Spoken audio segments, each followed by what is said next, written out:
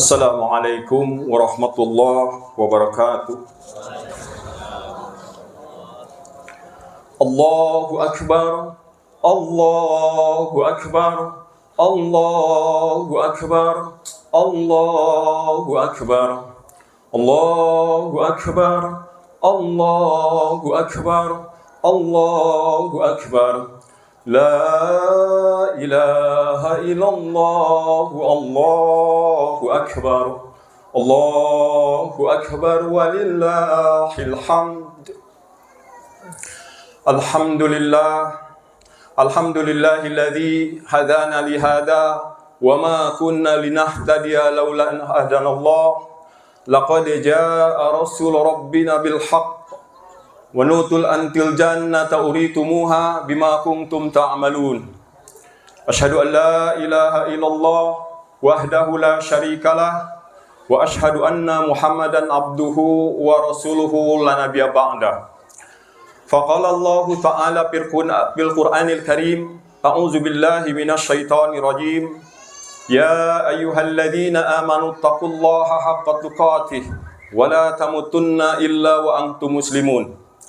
Ya ayyuhalladzina amanu taqullaha wa qulu qawlan sadida yuslih lakum a'malakum wa yaghfir lakum dunubakum wa may yuti'illaha wa rasulahu faqad faza fawzan 'azima.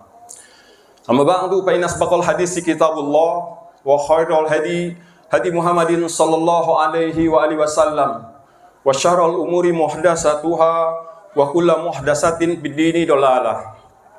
Alhamdulillah, puji syukur layak kita hadirkan kehadirat Allah Subhanahu wa taala yang telah memberikan kepada kita hidayah dan taufiknya, sehingga dengan hal tersebut kita bisa berkumpul untuk melaksanakan ibadah, yaitu ibadah salat Id, dan juga kita bisa melaksanakan salah satu ibadah yang diperintahkan oleh Allah Subhanahu wa taala, yaitu berpuasa di bulan suci Ramadan.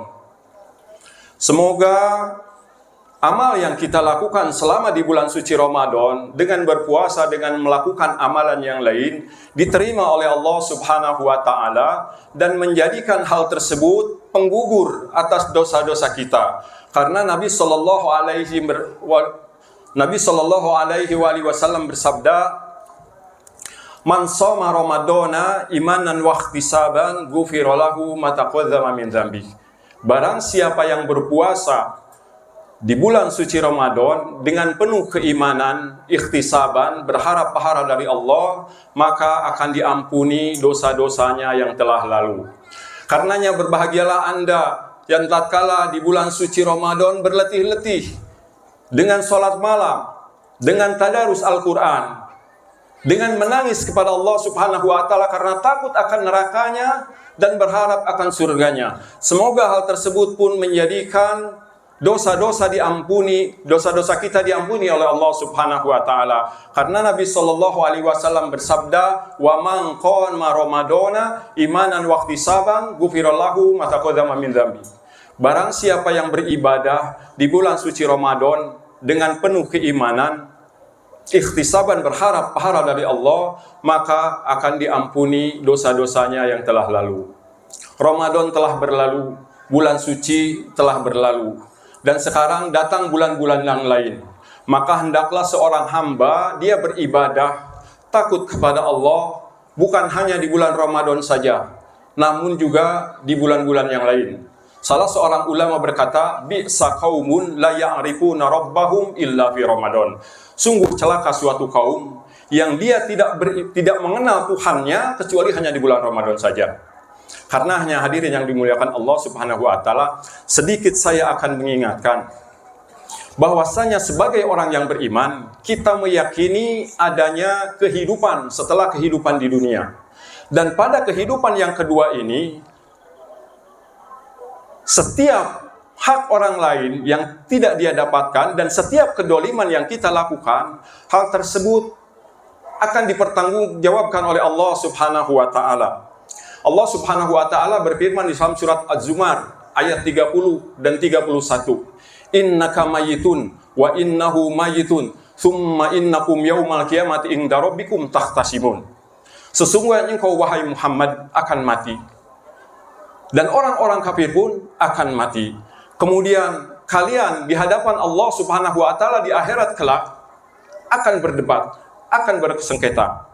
Al-Hafidz Ibnu Katsir rahimahullahu taala berkata, "Inna hadil ayah wa in kana siyabuha fil mu'minina wal kafirin."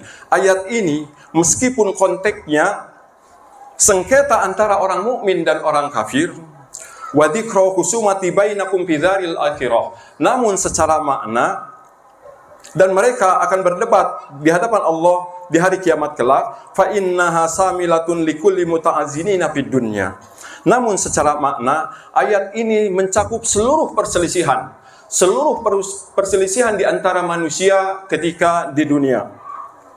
Fa innahu du'adu alaihim min khusumati fi dzaril akhirah, dan semua sengketa, semua bentuk permusuhan, semua bentuk yang tidak nyaman yang terjadi di antara sesama manusia akan diulang sampai keadilan itu ditegakkan oleh Allah Subhanahu wa taala di hari kiamat. Disebutkan dalam hadis sahih riwayat Ahmad dan yang lainnya dari sahabat Az-Zubair Ibnu Awam radhiyallahu taala anhu, bahwasanya beliau bertanya kepada Nabi sallallahu alaihi wasallam. Beliau menceritakan, lamma najalat hadis suratin Nabi sallallahu alaihi wasallam, innaka mayitun wa innahu mayitun summa innakum yaumal qiyamati inda rabbikum. Ay Rasulullah, ayyukarrarna alaina ma kanna baina fid dunya ma khawasi junub. Ya Rasulullah, apakah sengketa yang terjadi di antara kita itu akan dipertanggungjawabkan di hari kiamat? Selain itu juga kita akan mempertanggungjawabkan dosa-dosa yang telah kita lakukan. Kemudian Nabi Shallallahu Alaihi Wasallam menjawab, "Naam, betul. La yuqarrarunna alaihim hatta yu'adhi ida kulli dihakin haqqo."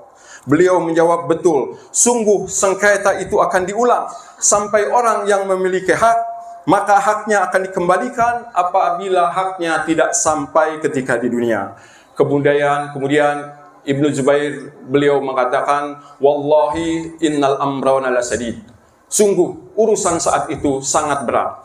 Sehingga kita bisa lihat yang namanya sengketa, yang namanya perselisihan, yang namanya permusuhan itu bikin sakit hati, sesak napas, bahkan terkadang menjadikan dunia ini serasa sempit diakibatkan permusuhan. Dan hal tersebut akan diulang di hari kiamat kelak di hadapan Allah Subhanahu wa taala.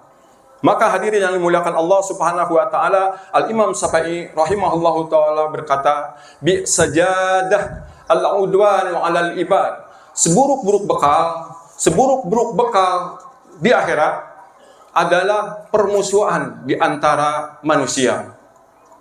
Hadirin yang dimuliakan Allah Subhanahu wa taala, semakin orang itu banyak musuh, semakin orang itu banyak lawan, semakin orang itu banyak memiliki orang yang tidak dia sukai, maka semakin banyak potensi dosa yang akan kita diterima di akhirat kelak. Hadirin yang dimuliakan Allah, kita diingatkan seperti ini agar sadar bahwa hidup tidak sekali. Ada kehidupan lain selain di dunia. Pada kehidupan yang kedua ini, seluruh hak yang terluputkan dari kita akan dipertanggungjawabkan, sehingga semuanya akan dikembalikan kepada kita apabila hak kita itu belum sampai di dunia.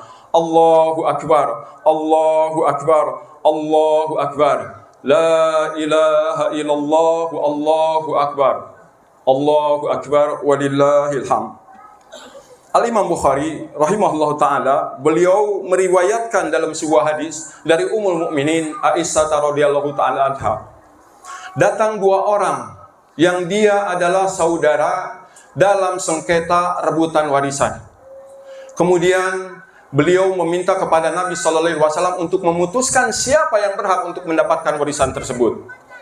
Maka yang satu orang mengemukakan argumennya. Setelah selesai orang yang pertama, kemudian orang yang kedua, beliau pun mengemukakan argumennya. Setelah masing-masing menyampaikan argumennya, kemudian meminta kepada Nabi Shallallahu Alaihi Wasallam untuk memutuskan siapa yang berhak di antara kedua saudara ini untuk mendapatkan warisan tersebut. Maka Nabi Shallallahu Alaihi Wasallam sebelum memutuskan, beliau memberikan mukadimah yang menakutkan bagi pendengarnya, sehingga memberikan perubahan besar kepada kedua orang ini. Bagaimana mukadimah beliau? Beliau mengatakan, innama ana bashar wa innakum tahtasimuna ilai. Aku hanyalah manusia biasa dan kalian datang bersengketa di hadapanku. Wa la'allakum ba'du ayat al-hanafi hujjatihi min ba'di. Bisa jadi kalian ada yang lebih pintar dalam menyampaikan hukum daripada saudaranya. Bisa jadi kalian ada yang lebih pintar dalam menyampaikan argumen daripada saudaranya. Fa'aqdi ala ahdi ma asma'u. Aku akan putuskan sebagaimana data yang aku dengar. Faman qadaitahu min akhihi sayyan. Maka siapa yang aku putuskan menang, padahal sesungguhnya dia tahu bahwa dia tidak berhak atas warisan tersebut. Sadarilah, sesungguhnya aku telah memberikan kepadanya sebongkah dari bara neraka. Kalau kalian mau ambil, silahkan, dia tinggalkan saja. Karena data yang lebih tahu adalah kalian. Dan bisa jadi kalian lebih pintar dalam menyampaikan hukum daripada saudaranya. Bisa jadi kalian lebih pintar dalam berargumen daripada saudaranya. Kemudian nasihat yang disampaikan oleh Nabi Shallallahu Alaihi Wasallam itu menjadikan kedua orang itu menangis. Mereka menangis. Kemudian mereka mengatakan, ya Rasulullah, kalau demikian biarlah saudara saya yang mendapatkan warisan tersebut. Yang satu lagi mengatakan, ya Rasulullah, biarlah saudara saya aja yang mendapatkan nasihat tersebut. Subhanallah, dari hati ke hati. Nasihat yang Nabi Shallallahu Alaihi Wasallam sampaikan dari hati sampai ke hati orang tersebut. Yang tadinya mereka berebut untuk mendapatkan warisan, mereka kemudian berebut malah untuk meninggalkan warisan tersebut. Karenanya hadirin yang dimuliakan Allah Subhanahu wa taala, sebaik-baik nasihat adalah nasihat akhirat. Karena tatkala seseorang menyadari bahwa dia mengetahui ada kehidupan setelah kehidupan di dunia ini, maka dia akan sadar. Maka dia akan sadar bahwasanya dia akan mempertanggungjawabkan semuanya di akhirat, maka dia pun tidak akan mau mengambil hak saudaranya. Karenanya hadirin yang dimuliakan Allah Subhanahu wa taala, hukum di dunia, keadilan di dunia itu tidaklah sempurna. Ada yang begitu banyak yang korupsi sampai mati tidak pernah dihukum. Ada yang rebutan warisan di pengadilan, dia menang, padahal secara agama dia tidak berhak untuk mendapatkan warisan tersebut. Kemudian juga ada saudara yang masih bertikai. Sudah beberapa kali bulan suci Ramadan, sudah beberapa kali Idul Fitri, masih tetap ngeyel, tidak mau memaafkan saudaranya. Maka hati-hati, yang seperti ini akan dilanjutkan di hari kiamat. Maka sadarilah hadirin yang dimuliakan Allah Subhanahu wa taala, tatkala kita bersengketa dengan saudara kita, tatkala kita bermusuhan dengan saudara kita, maka sedikit pun sholat yang kita lakukan tidak akan diterima oleh Allah Subhanahu wa taala. Karena Nabi Shallallahu Alaihi Wasallam menyebutkan 3 golongan orang yang sholatnya tidak akan diterima oleh oleh Allah Subhanahu wa taala, yang salah satunya adalah orang yang dia bersengketa dengan saudaranya, orang yang bermusuhan dengan saudaranya. Bagaimana amalan lain akan diterima oleh Allah Subhanahu wa taala, sementara amalan sholat pun yang lebih wajib, yang lebih utama, tidak diterima oleh Allah Subhanahu wa taala. Karenanya hadirin yang dimuliakan Allah Subhanahu wa taala, di hari yang fitri ini, maka lapangkan hati kita untuk memberikan maaf kepada saudara kita, agar kita menjadi orang yang nol kezaliman. Bagaimana nol kezaliman? Jangan sampai tatkala kita mati, kita memiliki kedoliman kepada saudara kita. Jangan sampai kita mati, kita terlalu banyak musuh, sehingga menjadikan pemberat di hari kiamat kelak. Karena di hari yang fitri ini, saya tegaskan sekali lagi, marilah kita untuk saling memaafkan, sesama saudara, sesama kaum muslimin, agar terjalin ukhuwah Islamiyah, agar terjalin persaudaraan, sehingga menjadikan kita mudah untuk menjalani kehidupan di akhirat kelak. Wallahu a'lam bishawab.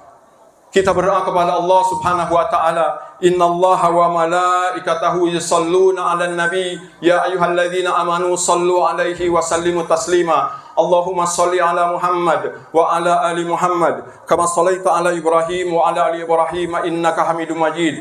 Allahumma ighfir lil mu'minina wal mu'minat wa mu'minina wal mu'minat al ahya'i minhum wal amwat innaka sami'un qaribun mujibud da'wat wa ya qadiyal haja. Rabbana zalamna anfusana wa illam taghfir lana wa tarhamna lanakunanna minal khasirin.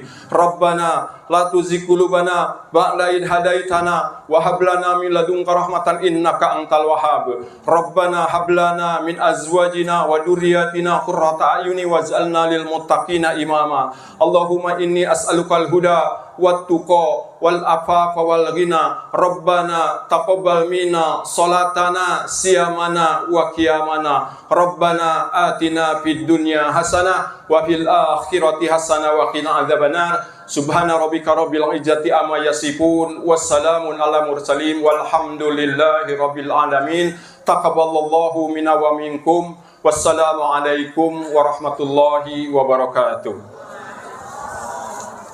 Inilah yang dapat kami sampaikan. Mohon maaf bila ada kurang dan lebihnya, dan mudah-mudahan ini bermanfaat. Wassalamualaikum warahmatullahi wabarakatuh.